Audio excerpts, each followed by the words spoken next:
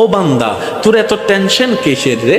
আমি আল্লাহ তো তোর জন্য আছি। সুবহানাল্লাহ, আমি আছি না তোর? আরে যার কেউ নাই তাই না টেনশন করে, যার টাকা নাই সে টাকা নিয়ে টেনশন করে, যার অভিভাবক নাই সে অভিভাবক নিয়ে টেনশন করে, যার মোবাইল নাই সে মোবাইল নিয়ে টেনশন করে। আরে আমি আল্লাহ তো আছি, তো আমি আল্লাহ তো আছি যিনি ইন্নাল্লাহ আলা কুল্লি শাইইন কাদির। আমি আল্লাহ রহমান তো আছি, আমি রহিম তো আছি, আমি গফফার তো আছি, আমি সত্তার তো আছি। সুবহানাল্লাহ, আমি গফফার তো আছি, আমি রাজ্জাক তো আছি।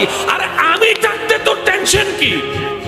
বান্দা বলে যে কথা তো ঠিক, যার নাই সে এনে টেনশন করে। আমার আল্লাহ যদি আমার থাকে, আমার তো টেনশন করার দরকার। তার মানে আমি এতদিন টেনশন করেছি, আসলে আমি আমার আল্লাহকে রাখতে জানি নাই। আমি আমার আল্লাহকে রাখতে জানি, আমি আমার আল্লাহকে ধরে রাখার মতো ধরে রাখতে জানি নাই, যার কারণে তো টেনশন আমাকে স্পর্শ করেছে।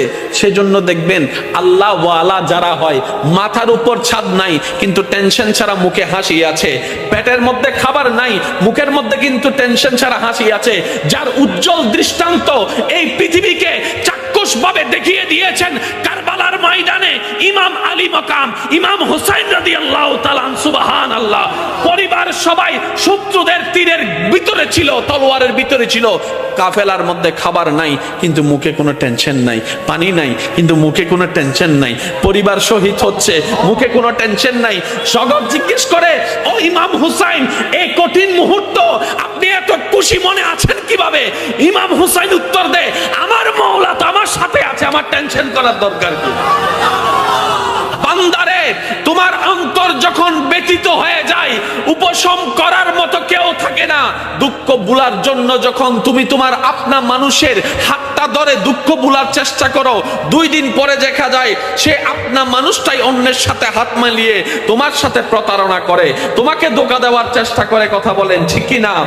বান্দারে, তুমি যখন অশ্রুসিক্ত নয়নে কান্না করতে থাকো, কার জন্য কি করেছি, কে আমার জন্য কি করেছে, সেই হিসাব মিলাতে মিলাতে বান্দা একবার দেখো না আমি রবের দিকে। সুবহানাল্লাহ, একবার তাকাও তোমার মনের চোখ দিয়ে আমি রবের দিকে।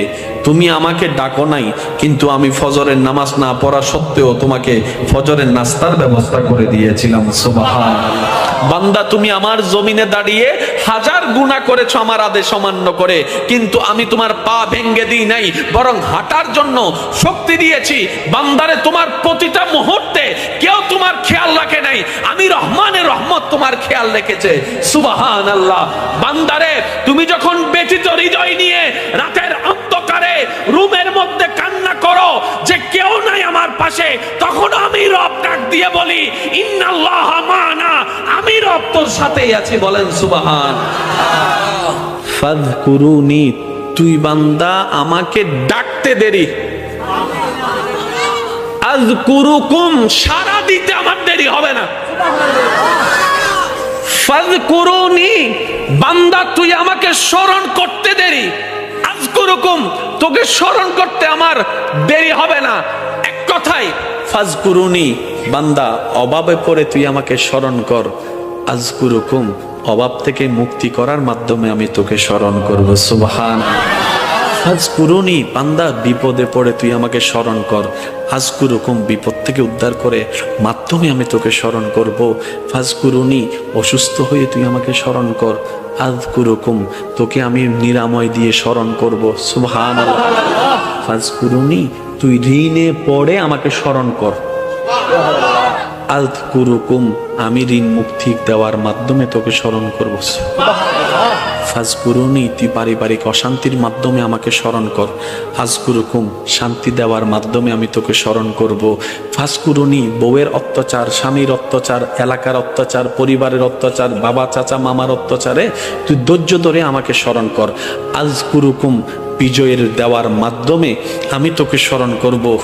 আপনাকে আমাকে রবের দিকে নিয়ে যায়, যে কষ্ট আপনাকে আমাকে নামাজের সিজদার দিকে নিয়ে যায়, যে যন্ত্রণা আপনাকে আমাকে তাহাজ্জুদ নামাজের দিকে নিয়ে যায়, যে দুঃখ কষ্ট যন্ত্রণা আমাদেরকে আল্লাহর সবরের দিকে নিয়ে যায়, সেই দুঃখ কষ্ট বাহ্যিকভাবে দুঃখের হলো, পরকালের চোখ দিয়ে তাকালে দেখবেন প্রত্যেকটা জায়গায় টাকাই নিয়ামত আর নিয়ামত। কেমন নিয়ামত? ওই দুঃখটা আসার কারণে আপনি ধৈর্য ধরেছেন, ধৈর্য ধরার কারণে আল্লাহর প্রিয় হতে শুরু করেছেন। ওই ধনওয়ালা বেশিরভাগ পরিবারের সন্তানরা দেখবেন মা বাবাকে সম্মান করে না।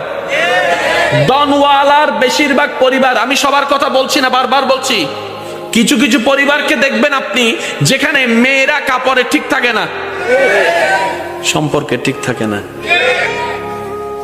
সে তুলনায় তো আপনার পরিবার অনেক ভালো আছে।